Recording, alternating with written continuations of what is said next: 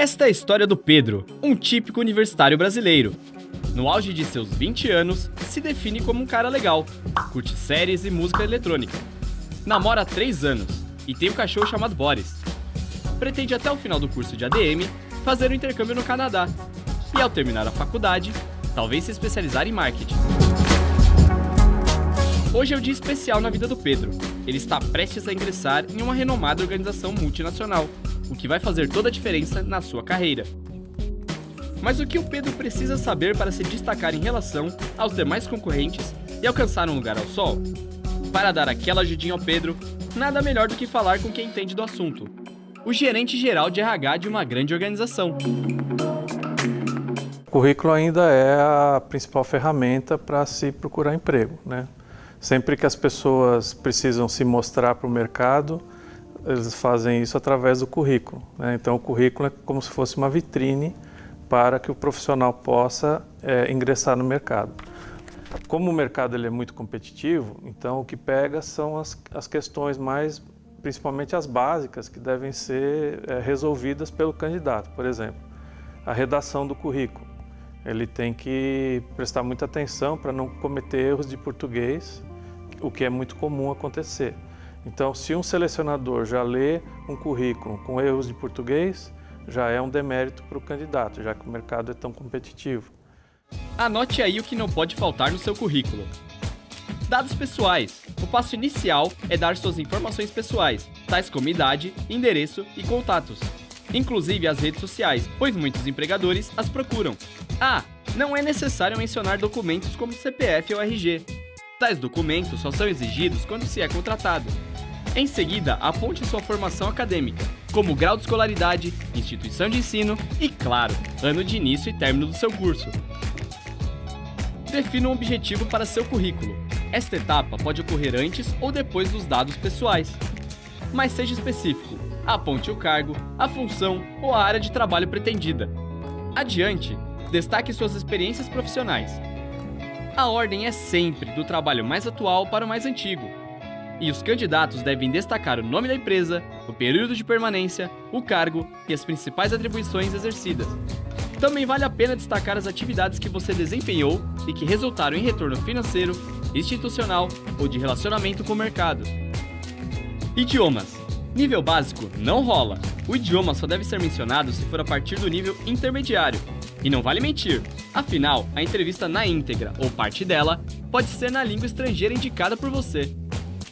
Daí em diante, mencione seus cursos extracurriculares, competências técnicas, eventos vivenciados no período da graduação, intercâmbio, ações de voluntariado e o que mais julgar relevante para a vaga a ser disputada. Bom, mas se voltarmos ao início deste vídeo, você com certeza vai lembrar do Pedro, não é mesmo? Ele estava prestes a participar de uma entrevista de emprego. Vamos dar uma olhada nas dicas do Milton para esta fase tão importante do recrutamento de funcionários? E também, hoje em dia, uma coisa muito importante são trabalhos voluntários ou coisas ligadas ao terceiro setor. Então, candidatos que têm essa vocação para fazer esse tipo de trabalho, ele já demonstra ali que ele tem um espírito mais altruísta, que ele trabalha em equipe, e essas são competências muito importantes nos dias de hoje. O currículo é uma vitrine que o candidato possui. Se essa vitrine não retrata o momento profissional do candidato, muitas vezes o recrutador ele pode ter uma informação desatualizada ou ainda errada sobre aquele candidato. E isso não vai favorecer em nada se aparecer uma oportunidade onde aquele profissional possa se encaixar. Então, tem que manter atualizado, com certeza.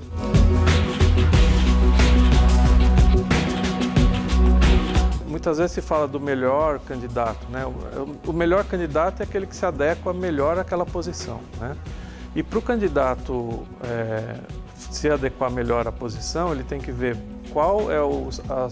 quais são os requerimentos daquela posição que ele está se aplicando, que ele está se candidatando, e diante desses requerimentos, ver se ele se encaixa naquele padrão que é requerido e também não cometer erros básicos, né? Como, por exemplo, vestimenta, como, por exemplo, comportamento na entrevista, como, por exemplo, a parte de oratória, né? Quando ele vai expor a própria experiência dele, contar da vida dele profissional e ele acaba cometendo erros de português, erros de concordância, cometendo assim, falhas que são muito gritantes e que quando você pega um candidato que não tem esse tipo de falha, claro que ele vai se sobressair àquele que apresenta. Então, esses erros são gritantes na hora do processo seletivo, né? Anote aí mais algumas dicas que podem fazer a diferença.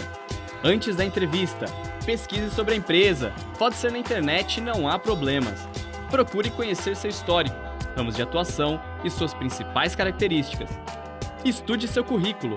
Geralmente, o empregador fará questões pontuais sobre ele. No dia da entrevista, saiba o nome e cargo do entrevistador, o local, a data e o horário da entrevista.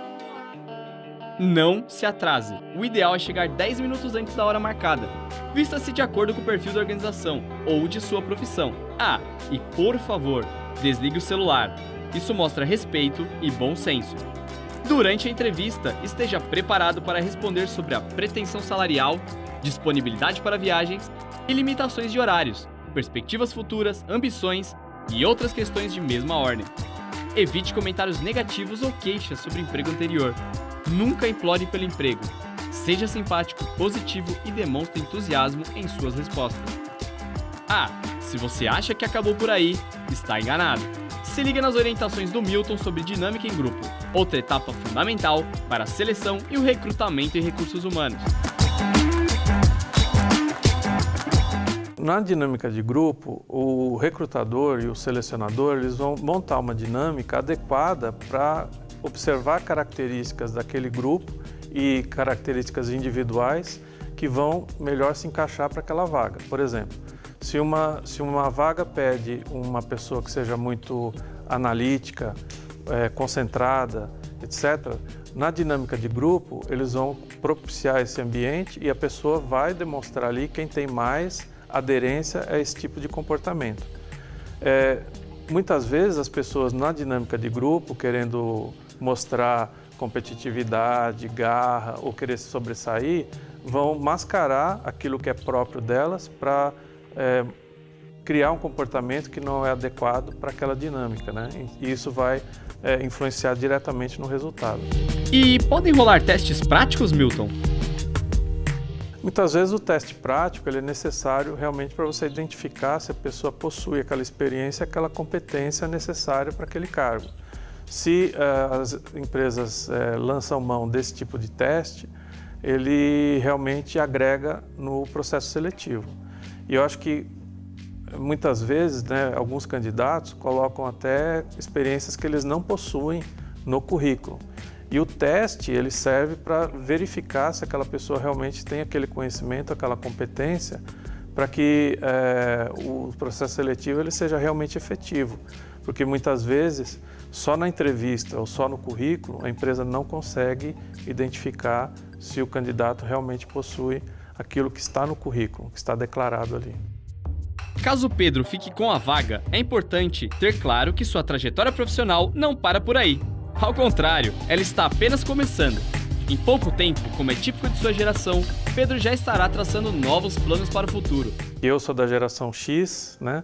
E aí a gente teve a geração anterior, que era a Baby Boomer, mas a geração Y, que é essa que nós estamos falando, ela realmente tem como característica uma ansiedade de uma carreira rápida e, diferentemente das outras gerações, ela não se apega tanto ao empregador.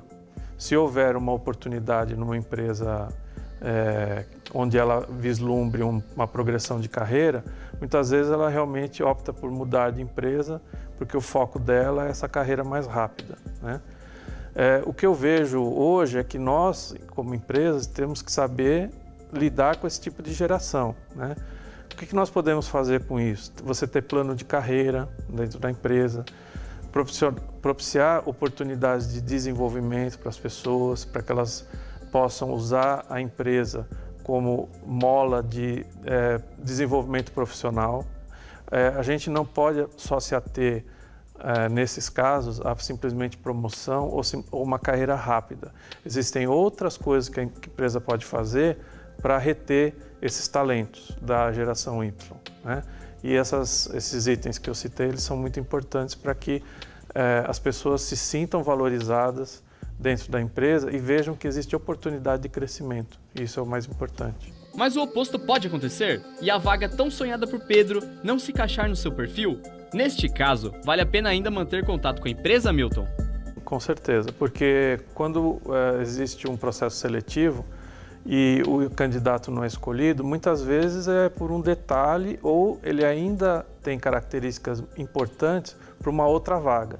Então, na medida em que ele continua mantendo contato com aquela área de recrutamento, com aquela área de recursos humanos e se coloca à disposição para um próximo processo, ele pode ser realmente que ele tenha um aproveitamento devido a essas características e a própria persistência, neste caso, é vista como algo positivo. Você ouviu a voz da experiência. Se não for desta vez, não há por que se lamentar. Envie uma carta de agradecimento após o processo seletivo. Faça com que o empregador lembre-se de você em outras oportunidades de emprego. E fique na torcida, por uma guinada em sua carreira. Fui!